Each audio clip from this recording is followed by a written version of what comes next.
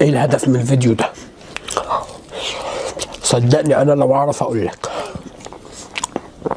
انا ذات نفسي مش عارف. كزملكاوي خلينا افكر معاكم بصوت عالي شويه في موضوع شتايم وغلط مرتضى منصور في الخطيب، بعيد عن جو التحفيل والتضليل. انا زملكاوي استفدت ايه من الصراع ده؟ غربت الزمالك بمشاكل ملوش دعوه بيها. نيجي بقى للخطيب اللي بعيدا عن الرئاسه فهو كرويا من احسن 5 لعيبه في تاريخ مصر، واخلاقيا متربي مرتين. الخطيب في بدايه رئاسته للاهلي كان عنده اخطاء اداريه بالجمله، وخد بالك اخطائه كان بيحقق بطولات في نفس الوقت. لا ما سكتش على كده، لعب على معالجه وحل كل اخطائه ومشاكله اللي قابلته قبل كده، وشاف مصلحة الأهلي فين، وقدر الأهلي في وجوده يجيب 2 أفريقيا والتالتة خسرها في النهائي.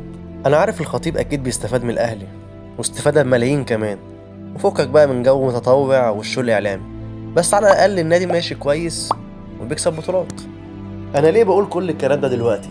عشان محب مرتضى يفهموا إن لو مرتضى جاب بطولة فده العادي، أما بقى مرتضى شتايم وقلة أدب مع الكل وتفريغ الفرقة من نجومها، ويجيب لعيبه نص لبه وحاجات كتير ذكرتها الحلقه اللي فاتت كفيله تنزل الزمالك درجه ثالثه مستريح. شوف الفرق ما بين واحد اختار الشو وبين واحد اختار مصلحه ناديه. حتى وجع دماغنا بالشتايم وعامل فيها برم واتلسع شهر حبس في الاخر. على الكسفه اللي انت فيها يا حازم.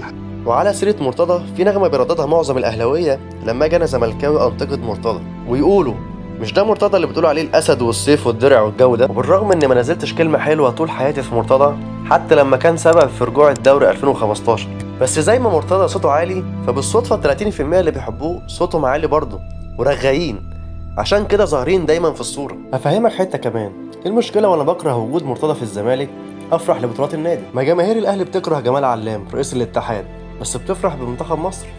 ده حتى الخطيب قعد فتره الجماهير مش حابه وجوده وبتفرح بافريقيا عشان حبها للنادي مش اكتر.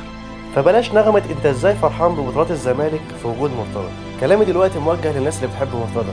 الزمالك قبل وجود مرتضى كان بياخد افريقيا عادي وبطولات كتير من غير حزم، فمش واخد بالك ان من ساعة وجود مرتضى في الزمالك من 2005 والزمالك في دوامة مشاكل وسنين من غير بطولات؟ ده حتى في السنين اللي ما كانش فيها رئيس صدر لنا معتوه زيه وهو ممدوح عباس. والله ما فزورة، نجاح الزمالك او اي فرقة في العالم مرتبط بالاساس بوجود ادارة محترمة وبروفيشنال في كل شيء، وموضوع المدرب واللعيبة سهل يتجابوا باعلى مستوى، وخصوصا ان الزمالك نادي سهل يطلع منه فلوس كتير ب2 جنيه تسويق.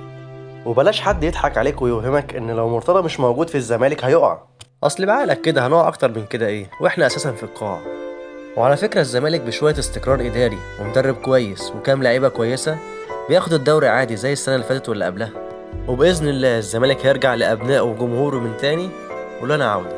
ونيجي بقى لحتة المؤامرة الكونية على الزمالك. بص هي موجودة بس مش بالنسبة الكبيرة اللي مدركها معظم جماهير الزمالك، زي مشاكل كتير قابلت الزمالك في عقوبات لعيبة عنده واتاخدوا أقصى عقوبة واتنفذت يوميها. في المقابل مثلا مشكلة كهرباء اتحكم عليها بعدها بشهور وبالمرة نشوف له الاستئناف شغال ولا لأ. بس أنا شايف إن مشاكل الزمالك الأكبر جوه نادي الزمالك نفسه. حتى أيام فترة الصفتي وجعفر ما كناش بناخد حقنا من الدولة، بس برضه ما كانش عندنا فرقة حتى تاخد مركز تاني مش الدوري، وده اللي مخلي الزمالك مميز. لما يتقال عنده مشاكل بتبقى فول اوبشن مش مشكلة واحدة زي بقية الخلق.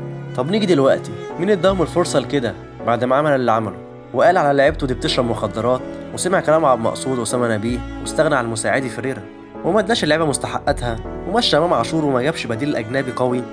المشكلة يا صديقي تغيير منظومة متكاملة.